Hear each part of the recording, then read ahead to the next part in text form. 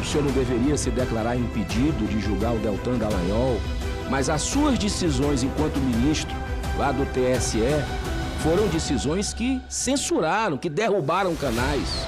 Isso é público e notório. E o meu voto, por tudo que foi trazido aqui, pressão. Ministro, Vossa Excelência atuou em processo de enorme impacto político no TSE, incluindo ações que resultaram na inegibilidade do ex-presidente da República, restrições a canais de comunicação, isso é censura, retirada de conteúdo, isso é censura, desmonetização de plataforma, também censura, decisões que atingiram manifestações eleitorais no nosso país.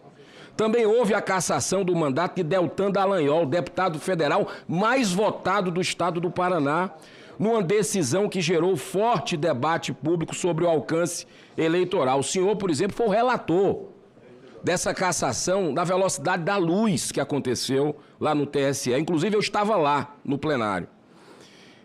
Diante disso, desse conjunto de casos, quais critérios objetivos, jurídicos, demonstram que não houve seletividade política contra lideranças parlamentares, comunicadores e movimentos associados ao campo de direita, conservador, porque, coincidentemente, foram apenas em relação a esse campo. Como assegurar ao Senado que essa mesma régua foi aplicada com proporcionalidade a todos os lados da República? Essa é uma pergunta que eu já faço para o senhor. Outra, o senhor já teceu alguns comentários sobre o Banco Master. O senador Magno Malta perguntou do evento em Londres, foi noticiado esse evento, e isso é algo que está escandalizando a população brasileira, com toda a legitimidade. O senhor se declarou impedido, mas eu digo aqui, essa situação gera preocupação objetiva sobre a proximidade entre magistrados de tribunais superiores e agentes econômicos com interesse no judiciário. Ministro, quem custeou a viagem, hospedagem e eventuais benefícios recebidos nesse evento? Quem pagou? Essas informações foram formalmente comunicadas e tornadas públicas de modo transparente desde o início? Vossa Excelência considera adequado que magistrados de tribunais superiores participem de eventos patrocinados por grupos econômicos que possam vir ter causas no judiciário? Outra coisa também, Vossa Excelência foi citado em delação de Léo Pinheiro, da OAS, em episódio posteriormente arquivado. O arquivamento deve ser respeitado, mas o cargo de Corregedor Nacional de Justiça exige padrão público de confiança superior ao mero afastamento formal de responsabilidade. Eu pergunto para o senhor, mesmo com o arquivamento, Vossa Excelência não considera inadequado que magistrados dos tribunais superiores mantenham interlocuções privadas com empresários ou executivos de empresa que tenham interesses no judiciário? O senhor se compromete a defender transparência efetiva das agendas, encontros e interlocuções de magistrados com agentes econômicos, políticos ou advogados das partes interessadas? Também queria falar, senhor presidente e ministro, sobre sobre o CNJ, ele que pode ser um instrumento de aprimoramento do judiciário, mas também pode se tornar ferramenta de pressão contra magistrados independentes. Ao mesmo tempo, há preocupação pública de que a Corregedoria atue com rigor sobre juízes de primeira instância, mas que seja incapaz de enfrentar abusos praticados em estruturas próximas à cúpula do Judiciário. Ministro, havendo reclamações fundamentadas envolvendo decisões monocráticas, bloqueios de redes sociais, buscas e apreensões contra jornalistas, parlamentares ou cidadãos, inclusive em casos relacionados ao 8 de janeiro, Vossa Excelência se compromete em processá-las com independência, ainda que atinjam estruturas vinculadas aos tribunais superiores? Ou a Corregedoria continuará sendo rígida com a base da magistratura e silenciosa diante dos abusos da cúpula? Também queria falar com o senhor sobre que a indicação de Vossa Excelência ocorre em um momento de forte desconfiança pública em relação ao judiciário brasileiro. Isso é fato. As controvérsias envolvendo atuação eleitoral, liberdade de expressão, conflito de interesse, aparência de parcialidade e eventual seletividade tornam esta sabatina especialmente relevante. Diante de todas essas polêmicas, a preocupação institucional não se limita à presença de Vossa Excelência nesta sabatina.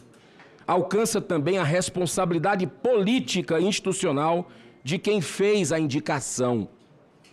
Ministro, diante de sua trajetória recente, das controvérsias públicas que o cercam, por que o Senado deveria acreditar que Vossa Excelência será um corregedor nacional de justiça independente, imparcial e transparente, e não mais uma peça de um sistema judicial que muitos brasileiros enxergam como seletivo, corporativo e politicamente orientado? E diante desse conjunto de polêmicas, Vossa Excelência reconhece que o problema institucional não é apenas o senhor estar aqui, mas também a decisão de quem o indicou para a função correcional de tamanha autoridade? Outra questão, houve uma repercussão pública envolvendo um vídeo de um familiar de Vossa Excelência em situação de ostentação de bens de luxo, além de decisão judicial determinando a retirada do conteúdo sobre o episódio. Não se trata de responsabilizar, longe disso, um pai por ato de familiar, mas de discutir se autoridades e seus familiares recebem proteção judicial diferente daquela que receberia qualquer cidadão comum. Eu pergunto ao senhor, o senhor entende por que muitos brasileiros enxergam privilégio quando conteúdos críticos envolvendo familiares de autoridades são retirados do ar por decisão judicial? Em temas de interesse público, o judiciário deve se proteger de autoridades e seus familiares do constrangimento político, ou deve proteger, antes de tudo, o direito da sociedade de questionar fatos que envolvem pessoas públicas e o seu entorno? E a última pergunta. O CNJ não é um cargo meramente administrativo, trata-se da função responsável por examinar a conduta ética, disciplinar e funcional de magistrados brasileiros, inclusive em temas sensíveis como a imparcialidade, o decoro, o dever de reserva, abuso de autoridade e uso político da jurisdição. Ministro, como Vossa Excelência pretende cobrar reserva, imparcialidade e decoro de juízes brasileiros se sua própria trajetória é recente? É objeto de questionamentos públicos justamente nestes pontos. Qual a garantia concreta o senhor oferece ao Senado do Brasil de que o CNJ não será usado de forma seletiva, corporativa ou politicamente orientada? Eu não quero voltar à questão da missão dada, missão cumprida, que foi algo que impactou bastante ali na posse do presidente Lula, que o senhor teria dito para o ministro Alexandre de Moraes, que é o campeão de pedidos de impeachment daqui, do Senado Federal, mas eu, nesse minuto que me falta, eu gostaria de ouvi-lo o seguinte. Com relação àquela fala, caso chegue algum caso lá no próprio CNJ de reclamação de autoridades, colegas seus, do Tribunal Superior, como é que o senhor portaria? O senhor também se declararia impedido, que eu acho que o senhor acertou. Quero reiterar aqui, com relação ao Banco Master, o senhor se declararia impedido de alguma colocação de colega seu, de alguma reclamação que possa chegar ao CNJ? Queria ouvir de Vossa Excelência isso, lhe cumprimentando por estar aqui e agradecendo ao presidente pela oportunidade nesse primeiro momento de minha participação. Antes de passar a palavra ao ministro Benedito Gonçalves, eu quero restar presente o doutor Fábio Preto, ex-presidente do TRF3 do Estado lá de São Paulo. A palavra do ministro Benedito. Obrigado, presidente. Mesma forma, cumprimentando o senador Eduardo Girão. Essas oportunidades são importantes. Pena que o tempo é pequeno, de esgotar tanto assunto, né? Mas é importante saber, a gente fala muito em direito, saber a interpretação autêntica, da onde produz o fato. Então, vamos começar primeiro do bloco, que eu vou chamar de bloco, que refere a minha atuação no TSE, pelo que foi explanado por Vossa Excelência, são todas questões que foram julgadas. Só para contextualizar, para poder responder. Então, neste campo aqui, eu vou responder a minha atuação de juiz. Aí veio seletividade, como é que foi feito o processo é instruído, chega a instrução, quem, no caso de uma AGE, conhece muito os advogados que vão peticionando, concluiu, eu peço o dia para julgamento. Esse é o procedimento de um modo geral. Como agir? De novo, o juiz, falei anteriormente, ele julga com um único instrumento que é importante, é a consciência livre do livre convencimento diante das provas apresentadas. Na Constituição de 88, ela prevê um instrumento fundamental para que as partes que estão inconformadas, elas recorrem.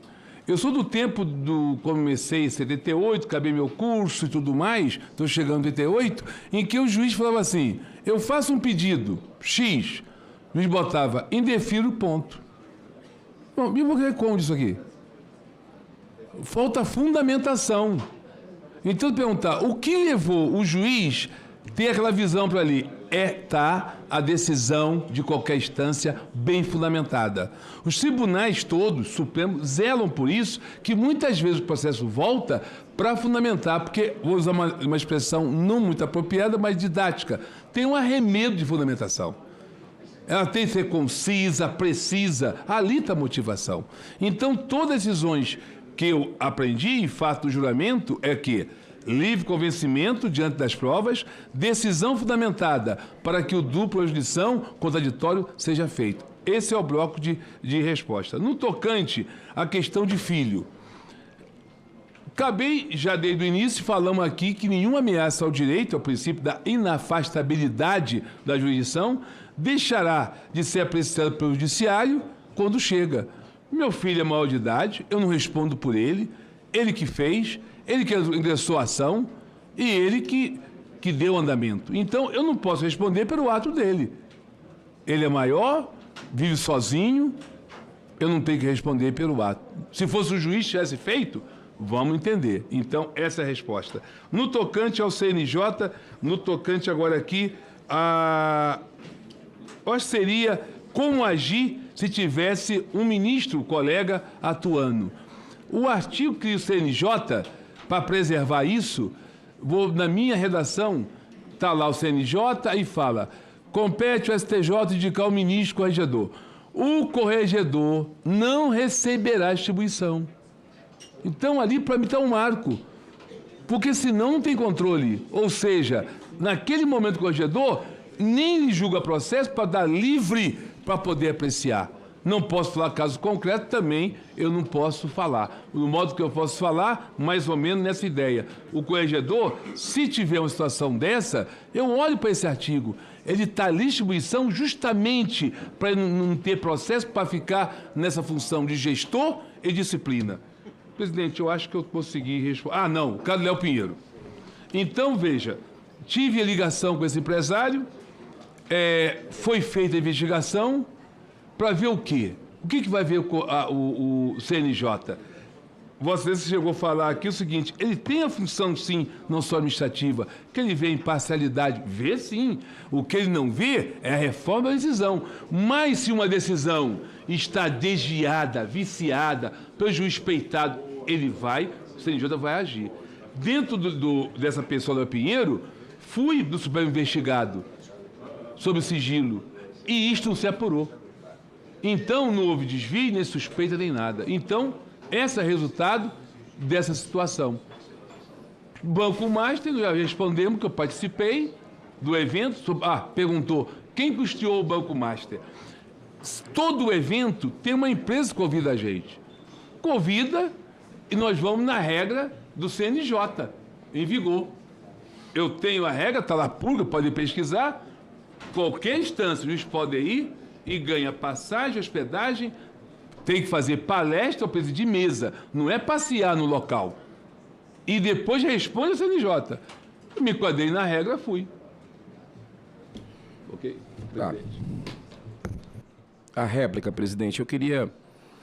Sobre o caso do Léo Pinheiro. Deltan Dallagnol, o deputado mais votado do Paraná, o senhor foi relator. Essa delação aqui da Odebrecht, de uma certa forma, você tem lá, na época, o procurador da Lava Jato, que fez esse trabalho. O senhor não acha que isso é, no mínimo, o senhor não deveria se declarar impedido de julgar o Deltan Dallagnol, já que ele era o procurador da Lava Jato, o senhor foi citado nessa delação, não deveria haver um conflito de interesse, um impedimento da sua parte? Essa eu queria retornar. A outra coisa, eu não estou falando do seu filho, pelo amor de Deus, né? Cada um, e eu deixei claro isso na minha pergunta. Mas o conteúdo foi retirado. Eu pergunto, se fosse um cidadão comum, filho de alguém que não é magistrado, não é ministro, como é que é o procedimento em relação à censura? Porque o senhor falou que defende a liberdade de expressão. Mas as suas decisões enquanto ministro, lá do TSE, foram decisões que censuraram, que derrubaram canais. Isso é público e notório. Inclusive até um documentário do Brasil Paralelo. Aquela velha história de democracia a gente vê depois do dia 30. Até lá pode censurar. Então ali eu considero que a Constituição do Brasil foi rasgada. Então, ministro, eu queria aqui, sempre fiz isso publicamente, com todo o respeito a Vossa Excelência. O Brasil precisa... Sei que o senhor é muito querido, muita gente aqui, inclusive, bateu palma, eu entendo, né, quando o senhor falou, o senhor tem um currículo realmente que a gente precisa reconhecer, mas de forma pública eu tenho um dever, pela missão que me foi dada pelo povo cearense em 2018, de declarar meu voto de forma transparente, e meu voto, por tudo que foi trazido aqui, será contra a indicação do senhor para o CNJ. Muito obrigado.